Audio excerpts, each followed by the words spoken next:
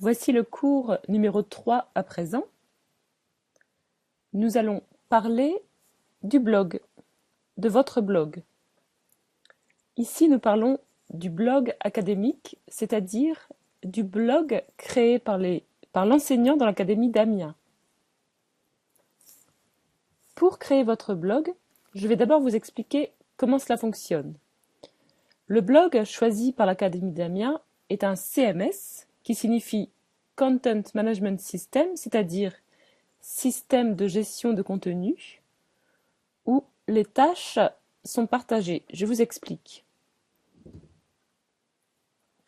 Il y a un programme mis sur le serveur qui est le contenant.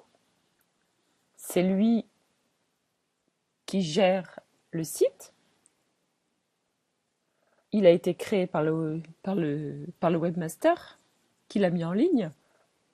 Ensuite, le graphiste a créé ce que l'on appelle des templates, des différents designs pour le site que vous allez pouvoir choisir. Et vous, en tant qu'enseignant créateur de blog, vous êtes l'administrateur. Vous gérez le contenu, les textes, les images, les fichiers, les vidéos. Vous nourrissez le site. Et les contributeurs, eux, participent en faisant des commentaires et en visitant les pages. Donc il y a un programme mis sur le serveur académique qui gère le site. Vous choisissez votre design créé par un graphiste et vous administrez le site, c'est-à-dire que vous gérez les contenus. Et le contributeur, c'est-à-dire l'internaute, il fait ses commentaires. Et là, vous êtes sur le site. Vous comprendrez mieux avec ce qui suit. Le choix de l'Académie d'Amiens, c'est d'utiliser le CMS, le système de gestion de contenu .clear. Il y en existe plein d'autres, mais c'est .clear qui a été retenu par votre académie. Pour créer votre blog, vous allez sur cette adresse URL de l'académie où vous est présentée la page de création de votre blog. Pour le créer, vous devez vous loguer avec vos mots de passe et identifiants académiques, ici. Et ensuite, vous devez décrire le nom, la raison d'être du site, enfin du blog, pardon. Et ensuite, il va falloir attendre un peu, ça met peut-être une semaine, parce qu'il y a une validation nécessaire de la part de votre hiérarchie. C'est souvent le proviseur qui valide. Et ensuite, vous recevez une confirmation avec l'adresse de votre blog, l'adresse de l'administration de votre blog et vos codes d'accès.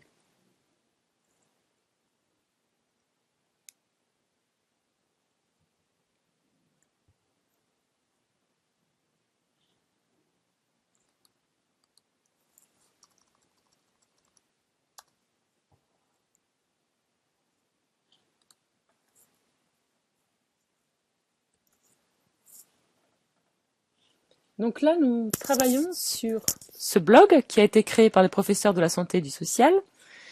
Il s'appelle le fil d'Ariane. Nous sommes sur la partie visible par tous les internautes et nous allons aller dans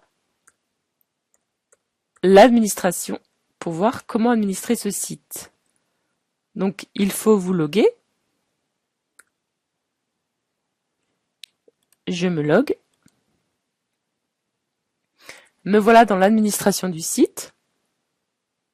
Alors là, je suis super administratrice. Donc celui qui crée le blog est super administrateur, c'est-à-dire qu'il a accès à toutes les modifications possibles, entre guillemets, parce que ça a été limité par les informaticiens de l'académie. Ne serait-ce que pour protéger les élèves par rapport aux bases de données, quand un internaute intervient, un utilisateur intervient, il n'y a que son prénom qui apparaît et il est impossible de récupérer ses données personnelles. C'est sécurisé par l'académie. Donc, comment administrer votre site? Il y a les utilisateurs. En tant qu'administratrice, super administratrice, je peux les modifier. Là, c'est Bernadette. Je peux ici lui donner le rôle de super administrateur. Pour ce faire, je dois ici mettre mon mot de passe personnel pour faire une modification. Donc là, je vais pas le faire. Donc vous avez accès aux utilisateurs si vous êtes super administrateur, c'est-à-dire si vous avez créé votre blog académique. Ensuite, vous pouvez créer des billets. Les billets, c'est ce qui apparaît en page d'accueil. Donc vous mettez un titre, un texte, vous pouvez y intégrer des médias. Je vous expliquerai après comment. Ensuite, vous pouvez ajouter des pages du site, nouvelle page. Vous écrivez votre titre, votre texte, vous l'illustrez comme vous voulez. Vous pouvez même aller dans le code source. Certains connaissent ce système, par exemple, pour introduire une vidéo YouTube. Vous allez chercher dans YouTube le code à intégrer et vous le collez en allant sur ça, code. Mais là, on va pas le faire. Donc, vous pouvez donc créer un billet, c'est ce qui apparaît, ce sont les nouvelles en page d'accueil. Les pages, ce sont les pages fixes. Ensuite, vous pouvez modérer les commentaires des utilisateurs. Alors, vous cochez la case du commentaire à modérer. Comme là, c'est celui de Sabine. Et là, vous choisissez soit publier, soit mettre en ligne, soit mettre en attente, soit en indésirable. Donc là, ça bloquera l'utilisation future de l'utilisateur, soit le supprimer.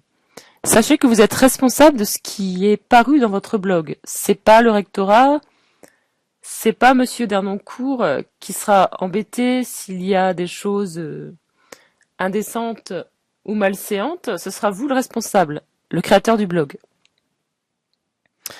Donc, les pages, les commentaires à modérer, les billets. Je vais vous montrer où apparaissent les billets. Les billets sont les nouvelles ici en page d'accueil. Par exemple, là, résultat BTS est un billet. Bienvenue est un billet. Par contre, les pages que vous créez, ce sont des pages web. Je vais vous montrer comment les intégrer dans le menu. Il faut... Là, ça a été créé de quelle façon? Vous allez... Au début, il y avait juste la page d'accueil. Ensuite, j'ai ajouté un item de menu. J'ai choisi page. J'ai continué. Et j'ai choisi la page. Donc là, je vais pas le faire. Mais par contre, je vais vous montrer autre chose. C'est que Anouk et Damien vont ajouter des catégories pour que ce soit plus ergonomique parce qu'ils vont rajouter beaucoup de choses dans ce blog. Et donc, quand vous ferez ajouter un item, ah bah ça y est, c'est fait. Vous irez dans catégorie, continuer, et là vous choisirez la page. Non pardon, là vous choisissez la catégorie, continuer, et là vous choisirez la page dans la catégorie. Là apparemment il n'y en a qu'une, c'est pour ça qu'on n'en voit qu'une. Donc si vous êtes perdu, regardez mon film et vous trouverez, avec le rajout des catégories par Anouk et par Damien, comment faire pour ajouter une page. Voilà, que vous dire de plus? Ah oui, alors les widgets. Je vais vous montrer ce qu'est un widget.